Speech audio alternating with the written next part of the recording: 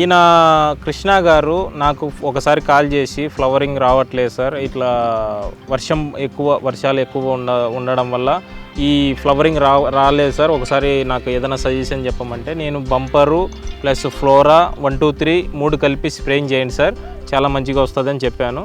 తర్వాత ఫ్లవరింగ్ వచ్చేసి చాలా బాగా వచ్చింది ఆల్రెడీ, మళ్ళీ కాపు పట్టింది, మళ్ళీ కొత్తగా మళ్ళీ వస్తుంది. ఇదంతా వచ్చిన పూతంతా పిందె రూపంలో రెడీ అవుతుంది.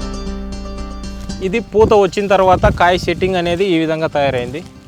ఒకే కొమ్మకు దాదాపు వచ్చేసి 10 నుంచి 20 కాయల దాకా ఉన్నాయి.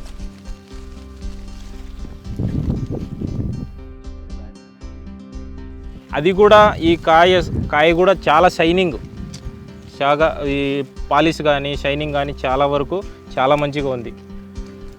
ఒకసారి చూడండి. అలాగే ఈయన ఇది గజ్జి తెగులు ప్లస్ కంకర తెగులు అంటారు కదా, కంకర తెగులు అనేది కూడా దాదాపు 10% కూడా లేదు. ఎందుకంటే ఈయన స్ప్రేయింగ్కు ఎక్కువగా 1 2 3 ఎక్కువగా యూజ్ చేస్తాడు. ఇది కొట్టడం వల్ల షైనింగ్ కానీ తర్వాత వచ్చేసి ఈ కంకర తెగులు గజ్జి తెగులు అనేది రాకుండా కంట్రోల్ చేస్తుంది.